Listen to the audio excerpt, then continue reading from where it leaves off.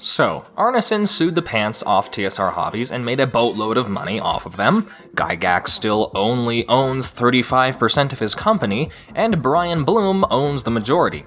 I'll get into that, but first the satanic panic, the Satan scare, the lustful Lucifer, the diabolical okay, I'm making some of this up. The satanic panic.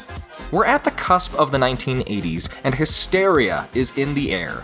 This topic has been covered by other sources in ways that's better than I could do, so I'll make this quick to avoid boring everyone who already knows about this.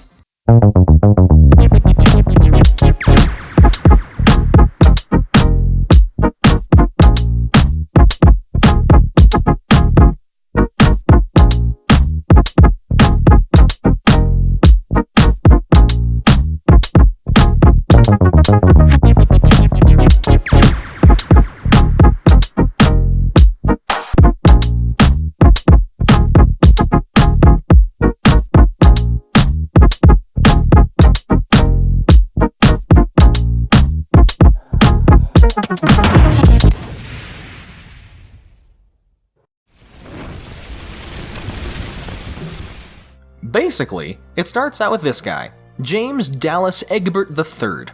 Handsome guy, isn't he? Well, this guy was smart. So smart that everyone made fun of him and he didn't have any friends. Yeah, he got the raw end of this deal.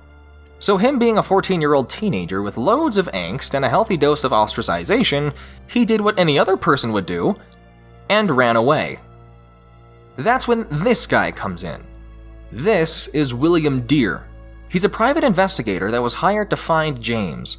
Well, he found out that James liked playing Dungeons & Dragons, and like any other rational human, he extrapolated that James played so much Dungeons & Dragons that James actually believed he was his D&D character, and went off in search for adventure in a tunnel system under the school. I only wish I were making this up.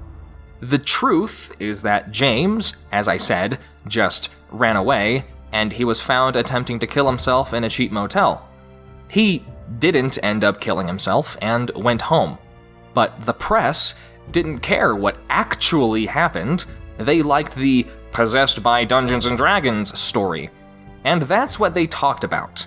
That led to hysteria, which led to a skyrocket in sales for TSR Hobbies, because that tends to happen when you make something taboo, and it led to a bad movie called Darkest Dungeons that JonTron did a video on.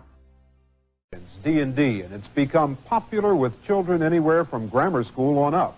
Not so with a lot of adults who think it's been connected to a number of suicides and murders. The idea of the game, which is played by highly imaginative and intelligent kids, is to assume the role of one of the characters. One game can go on for weeks or even months. The problem seems to be that some kids take it more seriously. There were some lawsuits against Gygax claiming that Dungeons & Dragons caused their son to kill themselves, but that was quickly dismissed because, well, frankly, it's ridiculous. During 1980 is when the first D&D games were licensed, and TSR Hobbies was changing their appearance to look more professional. Now, D&D was considered mainstream, and they needed to update their art, staff, and distributors. They fired several of the teenagers that previously worked at the company and hired professional artists to properly convey the look they wanted for the general public. No more demons were to be on the covers, as that was too risky after the Satanic Panic. Now we continue to Gygax and the Bloom brothers, Brian Bloom and Kevin Bloom, the three owners of TSR Hobbies. Gygax had absolutely no control of the company because the Bloom brothers got some other outside investors to subdue Gygax. Since Gygax wasn't really able to do what he loved, and the popularity of Conan the Barbarian and Star Wars were skyrocketing, he decided the smartest move was to go to Hollywood and start a subsidiary called Dungeons & Dragons Entertainment. The most prolific thing that Gygax managed to do was produce the Dungeons & Dragons cartoon. However, back at TSR Hobbies, Bloom was running the company into the ground. Bloom didn't really have any experience running a company, and it really showed. They were buying dead companies that weren't really doing anything. They bought company cars, new furniture, and dumped high-paying jobs to inexperienced relatives. Now, it wasn't like they weren't doing anything during this time. I mean, they published Ravenloft during this time, so it wasn't a total skullduggery. But after all that reckless spending, TSR Hobbies went into $1.5 million in debt and wasn't making any profits. So Gygax caught wind of how the Bloom Brothers was ruining the company. So he tried creating a partnership with Games Workshop, who promptly rejected because they, too, heard what the Bloom Brothers were doing and wanted no part of it.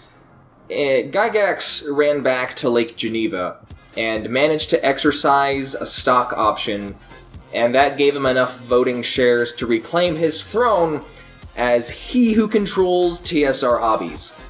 Of course, it only gets worse from there. Remember, Gygax just inherited the responsibility of paying back $1.5 million. That's not really too much of a victory. Gygax quickly looked around for someone who could help him out of this sticky situation, and he got Lorraine Dill Williams, a rich newspaper heiress who had an interest in publishing. And they didn't really get along.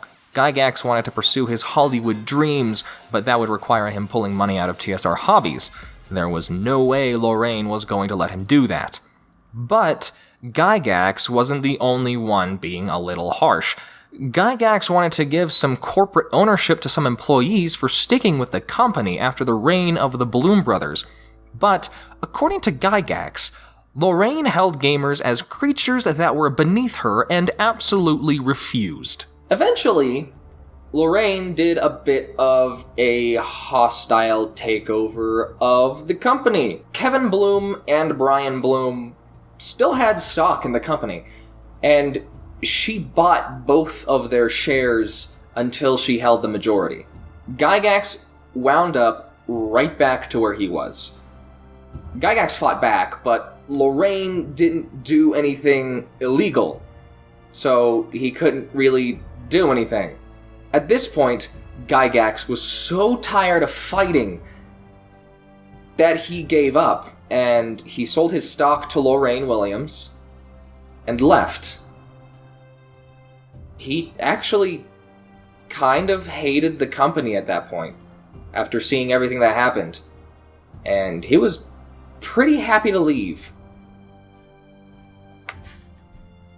But what did Lorraine do with the company?